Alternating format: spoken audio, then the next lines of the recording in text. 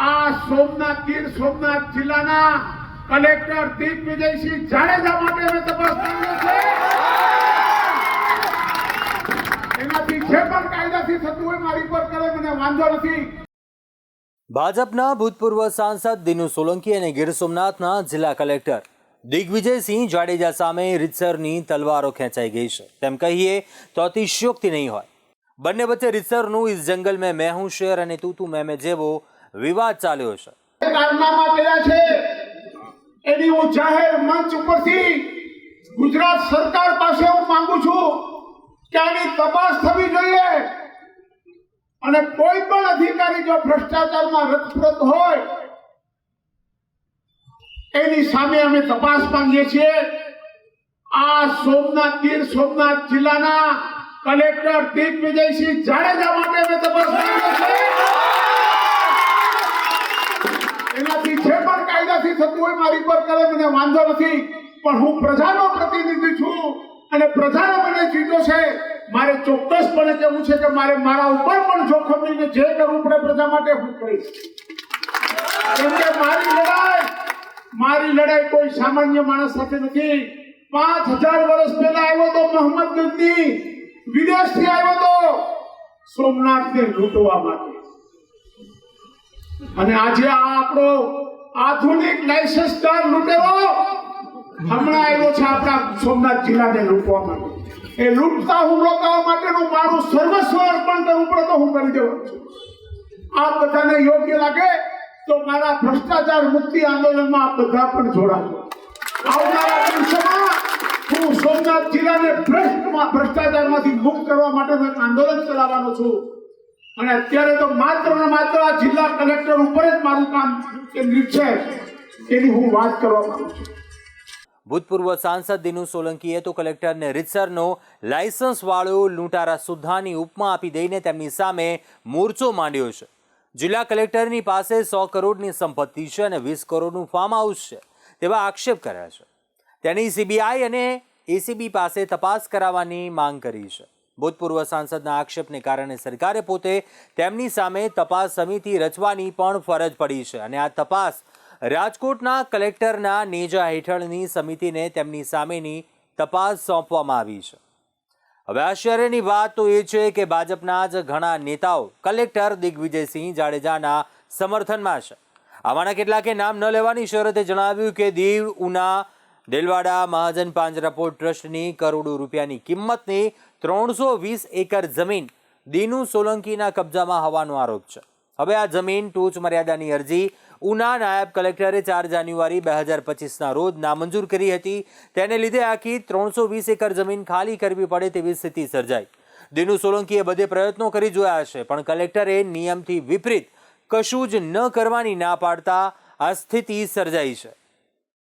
હવે દિનુ સોલંકીએ સરકારમાં આને લઈને બધે રજૂઆત કરી હતી પરંતુ કોઈ મેળ પડ્યો હોય તેમ લાગતું નથી। આમંદર ખાને મેળ ન પડતા તેમણે રીતસરનો હવે ખુલ્લેઆમ મોરચો માંડવો પડ્યો છે। આથી ભાજપે સ્થાનિક સ્વરાજ્યની ચૂંટણીમાં કોડીનાર નગરપાલિકા ભાજપે કબજે કર્યા પછી નીકળેલા વિજય સરઘસમાં દિનુ સોલંકીએ રીતસરની કલેક્ટરની સામે ભડાસ કાઢી હતી। યસ એની બી વાત કરું તમને। આ અમારા ધ્યાનમાં એટલા માટે આવી ગયું, સાંભળજો બરાબર।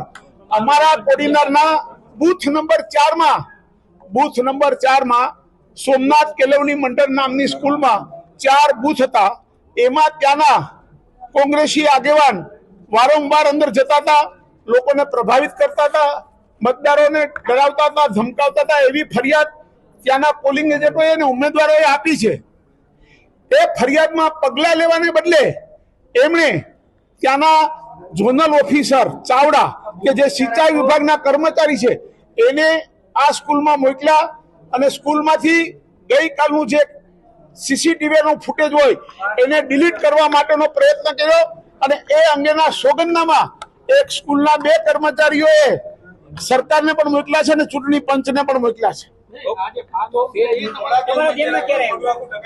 અમારા આ ફાર્મ હાઉસ જેવી સાંભળજો, મેં જ્યારે આ કલેક્ટર વિરુદ્ધ નિવેદન જાહેર કર્યું ત્યારે મને માત્ર રાજકોટમાંથી નહીં, સુરતથી, મોરબીથી, બધામાંથી જ આ અધિકારી જ્યારે જ્યાં પણ નોકરી કરી અને બધો જ ભ્રષ્ટાચાર કર્યો છે. લોકોના મારી પર ખૂબ મોટા ફોનો આવી રહ્યા છે, મને મેસેજો આવી રહ્યા છે. એના ઉપરથી મને ખબર પડી, કોઈનો મેલ હતો કે અહીંયા રાજકોટ ન્યારીમાં આ માણસ પાસે છે, અને મારી પાસે અત્યારની પણ માહિતી છે કે આ માણસ અને એના પરિવાર પાસે આ રાજકોટની અંદર ઓછામાં ઓછી 100 કરોડથી વધારે રૂપિયાની પ્રોપર્ટી આજે પણ એનો પરિવાર ધરાવે છે. આ પૈસા એમની પાસે આ ક્યાંથી આવ્યા? એમણે નોકરી જોઈન્ટ કરી ત્યારથી લઈને આટલા વર્ષોમાં આમની આ ધીંગી કમાણી કેવી રીતે કરી, એની અમે તપાસ માંગીએ છીએ. તેમણે જાહેર મંચ પર આક્રોશ ભર્યા સ્વરે પુષ્પા સ્ટાઇલમાં જણાવ્યું કે ઝુકેગા નહીં સાલા. કલેક્ટર તારી સાથ પેઢી આવે ને જાય પણ આ દીનું તેને નમશે નહીં. તને ભ્રષ્ટાચારી સાબિત કરવો તે મારા જીવનનું હવે ધ્યેય બની ગયું છે. આગામી સમયમાં તું નિવૃત્ત થઈ જાય તો પણ હું તારી સામેની લડાઈ છોડીશ નહીં. કોડીનારના કડેલથી માંડીને શાસ્ત્રીને પૂછી લેજે, અમે તેમને છેક સુપ્રીમ કોર્ટ સુધી છોડ્યા ન હતા. હવે તારો વારો છે. તેમણે રાજકોટ કલેક્ટરને પણ કલેક્ટરના ન્યારી ડેમ પાસેના 20 કરોડના ફાર્મ હાઉસ અંગે તપાસ કરવા અરજી પણ આપી છે. દિનુ સોલંકીએ જણાવ્યું હતું કે જાડેજાની કોંગ્રેસ પ્રમુખ શક્તિસિંહ ગોહિલ સાથે સાંઠગાંઠ છે. તેમનું કહેવું છે કે કલેક્ટર ભ્રષ્ટાચાર કરીને અમને દબાવવા માંગે છે, તેને રૂપિયા ભેગા કરવા છે. તેમનું જેટલું હોય તેટલું તોડી નાખવા પડકાર ફેંક્યો હતો. તેની સાથે કલેક્ટર જમીનોની ફાઇલના કામમાં રૂપિયા લેતા હોવાનો પણ આક્ષેપ કર્યો હતો. તેણે આરોપ મૂક્યો કે કલેક્ટરે જિલ્લાને લૂંટવાનું કામ કર્યું છે. તેમણે આગામી દિવસોમાં જિલ્લાને ભ્રષ્ટાચાર મુક્ત બનાવવા આંદોલન શરૂ કરવાની વાત કરી હતી. તેમનો આ ઉપરાંત આક્ષેપ એવો હતો કે પાકિસ્તાનથી આવીને અહીં વસાવેલા નિરાશ્રિતોના ઘર પણ તેમણે તોડી નાખ્યા છે. હવે આ ગરીબો ક્યાં જાય? આ કલેક્ટર રીતસર ગરીબોની જમીન ખાલી કરાવવા ઉપર ઉતરી આવ્યા છે. હું ગરીબોને અન્યાય તો નહીં જ થવા દઉં. રાજકોટના જિલ્લા કલેક્ટર પ્રભવ જોશીને આપેલા આવેદનમાં તેમણે જણાવ્યું કે સરકારના જનપ્રતિનિધિ તરીકે ધ્યાન દોરું છું કે કલેક્ટર દિગ્વિજયસિંહના મામલામાં તાત્કાલિક કાર્યવાહી કરવામાં આવે. તેમણે જણાવ્યું હતું કે ગીર સોમનાથના કલેક્ટર દિગ્વિજયસિંહનું કે તેમના કુટુંબનું ન્યારી ડેમના કેચમેન્ટ વિસ્તારમાં ફાર્મ હાઉસ છે. સરકારી અધિકારી જ પોતે નિયમોનું પાલન કરતા નથી અને બીજા પાસે તેનું પાલન કરાવવા નીકળે તો ક્યાં મેળ પડે? શું તેઓ કાયદા પર છે? જો તેઓ કલેક્ટર છે અને ગેરકાયદેસર બાંધકામો તોડવાની કાર્યવાહી કરે છે તો અમારા સહિત કોઈનું પણ ગેરકાયદેસર બાંધકામ તોડી શકે છે. અને તમે તમારા બાળકોને પૂછો કે કુકરમાં ખાવાનું કેવું બને છે, બરોબર? એ કામ છે. તો આવો વિશ્વાસ મૂકવો, આવો પ્રજામાનવ વિશ્વાસ, અમે આ ધંધામાં પડીએ ને અમારો વિશ્વાસ ગુમાવીએ ભાઈ. જાહેરમાં કહીએ છીએ કે સારું સાચું કરે, અમને અમારથી ભૂલ થઈ તો કલેક્ટર કઈ પીલો ફોડો નથી આવતો. કલેક્ટરે જાહેર અંગત કાંઈ ભૂલ કરી તો કલેક્ટરને એટલી સત્તા મળે કે તમને મળે. એમાં કઈ એવું હોય કલેક્ટરને કલેક્ટરથી ચાલે કાંઈ નહીં ભાઈ, તો ગમે કરી એવું ના હોય. તમે છાપા મારશો તો એટલું કલેક્ટરને પૂરી દે સરકાર ભાઈ, તો સરકાર છે ક્યાં થોડા કાંઈ એવું ઓલું હોય. આ જિલ્લો એક જ પૈડા ઉપર હાલે છે, મજબૂત મોટું પોળું પૈડું છે, એના પર સરસ ચાલે, એને કોઈ તકલીફ નથી અને ગતિથી ચાલે. આ ગતિ અવરોધાય નહીં, કોઈ ખોટા ગેરમાર્ગે દોરાય નહીં. અને આ મગજમાં રાખજો, ખનીજ ચોરી થાય એટલે જિલ્લાને મેજરમાં શું આવે ભાઈ? પાડર, લાઇમસ્ટોન, બ્લેક ટ્રેપ મેજરમાં આવે ને, એની જો ચોરી થાય તો 30% નુકસાન છે, અને રેતી અને માટીનું ચોરી થાય તો જિલ્લાને 10% નુકસાન છે મિનરલ ફંડમાં. એ ચોરી છે સમજો કે આપણા છોકરાના કુકરના પૈસા ખવાય. જો પૂરેપૂરા અમે અમારી મર્યાદા હોય ને કે અમે એટલા કુકર જ દઈએ છીએ જેથી આવો કંઈક વાપરીએ છીએ. જો ચોરી બંધ થઈ જાય તો ડબલ કુકર આવશે. અમે પ્રયત્ન કરશું, તંત્રમાં વિશ્વાસ રાખજો. મેં કીધું ને હું એક નાનો એવો ગણ છું સોમનાથ મહાદેવ, એટલે મારામાં એક ક્ષમતા મહાદેવની કૃપા છે કે હું ઝેર ગમે એવું પચાવી દઈશ. બરોબર? એટલે અમે સારા સાચા કામો કરતા રહીશું. ક્યાંય ભૂલ થાય અમારો કાન પકડવાની છૂટ છે. તેના પછી કલેક્ટર દિગ્વિજયે પણ જાણે તેમની વાતનો પડઘો પાડતા હોય તેમ તેમના આશ્રયનો અમુક હિસ્સો તોડી પાડ્યો. આ અંગે તેમનું કહેવું હતું કે આ પ્રકારનું બાંધકામ ગેરકાયદેસર હતું, તે રસ્તામાં નડતું હતું અને વાસ્તવમાં તે રસ્તા પરનો બ્લેક સ્પોટ હતો. તેને કારણે અનેક અકસ્માતો થયા છે અને તેને કારણે લોકોએ ફરિયાદો પણ કરી હતી. તંત્રએ હવે ગેરકાયદેસર બાંધકામ કોનું છે તેની ચકાસણી કરી રહ્યું છે. અને પોતાને કલેક્ટરને કોઈ પોતાને બંનેને ગમે તકલીફ હોય, એમ વાંધો હોય અથવા અમને એવું લાગે છે કે દિનુભાઈની જે જગ્યા છે 320 એકર એ કોર્ટમાં ને થઈ અને પછી અહીં આવ્યું પાછું અને આ કલેક્ટરે કંઈક ખાલસા કર્યું કે જે કાંઈ હોય અને એને હિસાબે દિનુભાઈ કલેક્ટરને ફેરવીને સીધા નગરપાલિકામાં લઈ આવ્યા. નગરપાલિકાના હાથે હાથ બુથ સંવેદનશીલ એ મેં એક પ્રમુખ તરીકે મારા લેટર પેડ ઉપર આપ્યું હતું અને કારણ કે ચકાસણી નથી, જ્યાં ચકાસણીના દિવસે જ માથાકૂટ થઈ હતી એટલે મેં સંવેદનશીલ બધા બુથ ઉપર લખીને આપ્યું હતું અને એ પ્રશાસન અને ચૂંટણી કમિશનરને આપ્યું અને ત્યાં એક લોકશાહીને ઢબે ચૂંટણી થઈ. કઈ ખોટું નથી થયું, કઈ બોગસ નથી થયું. એ પ્રશાસનની જવાબદારી હતી અને એની ફરજ બજાવી. બંનેનો આંતરિક વાંધો છે અને જિલ્લામાં લઈ આવે.